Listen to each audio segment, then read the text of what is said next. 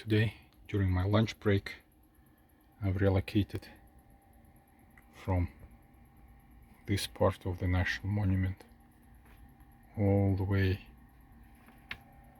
to here. On the way here, I actually stopped at the ranger station and they gave me good suggestions for different hikes.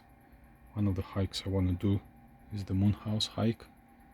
It's a permit only hike. They only allow 20 people per day to access it. Apparently is a well-preserved ruins, and by the way, all of this area, there are literally hundreds of different ancient ruins built by Native Americans. They call them here Ancestral Puebloans.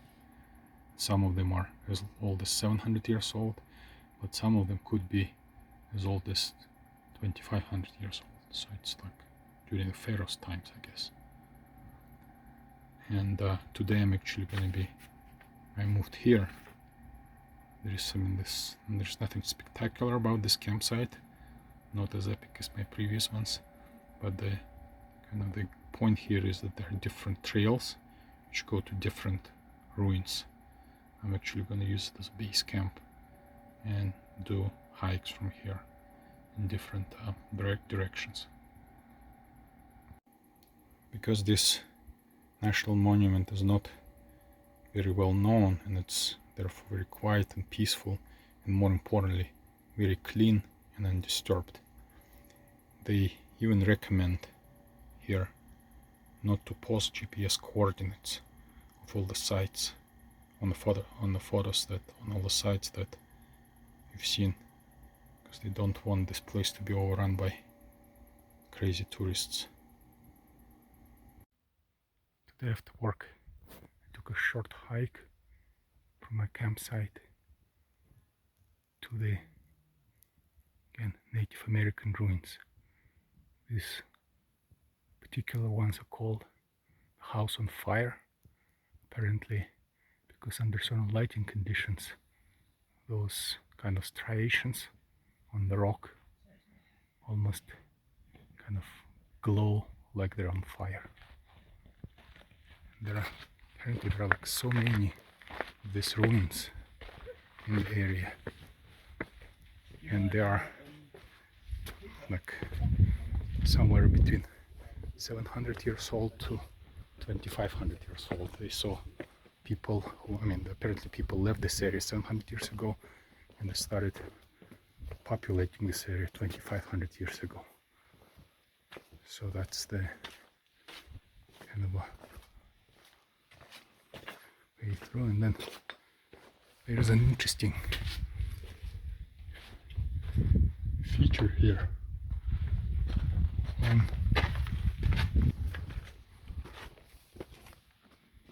the rock right there. There's some handprints, but they really don't look like human handprints.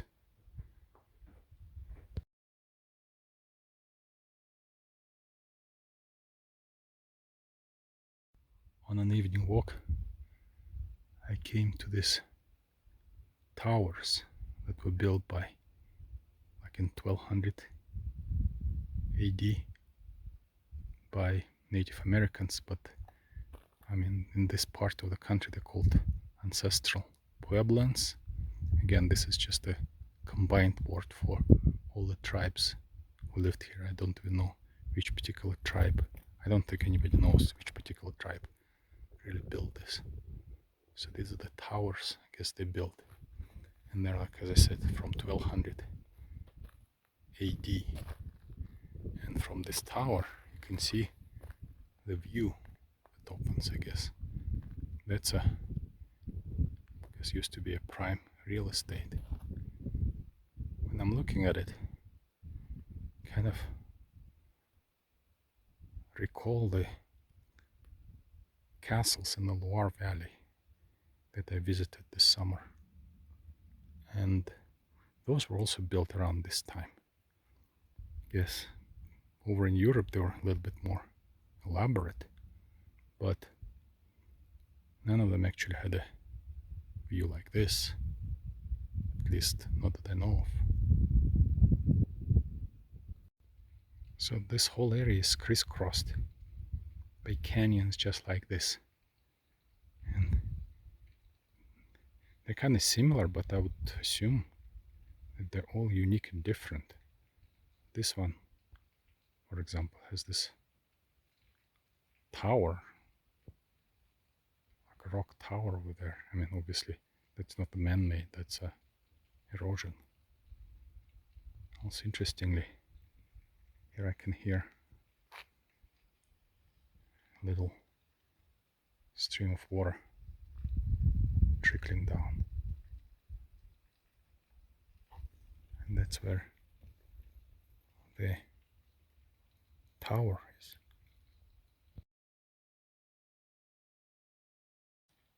Yeah, I'm really liking this idea of working from the road.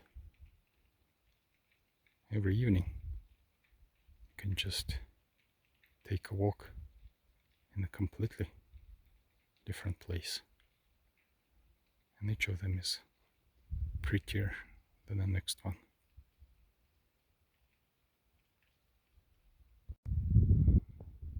One of several visitor centers at the Grand Canyon National Park is built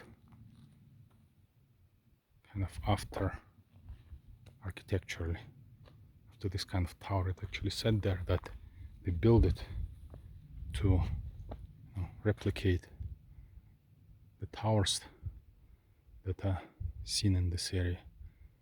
And when I was looking at that one at the Grand Canyon, I didn't really understand what they really meant. But now I guess I see. Of course, the one at Grand Canyon is bigger. I mean, it's a visitor center, but kind of the whole like a masonry work, the type of stone, it's all pretty much very similar.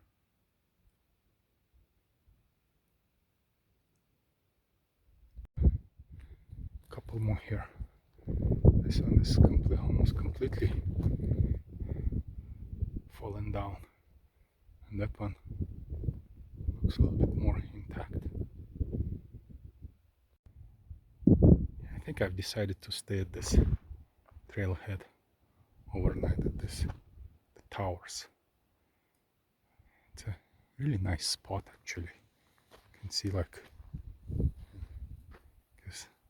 the view, it's out and open. It's not too windy. A really nice view. Thankfully, because it's the BLM land, you are allowed to overnight at the trailhead. Unlike National Park Service trailheads, there you can get a ticket in no time. And here it's nice and peaceful, and I don't think there are going to be any people coming. Definitely not at night, but I don't think even during the day. Yeah, and by the way, on this post, it specifically says that it's camping is allowed, and this is a blue trail, I guess. More difficult, so you can see, yeah, I could see that. It's kind of difficult, so note to myself, don't go on blue trails in a camper van. Just need to find a flat spot, which I don't think is going to be a problem here. As I said, I'm staying at a just, completely unplanned spot, which is a trailhead for those tower ruins. Of course, the sunsets were beautiful here, but I really did not expect,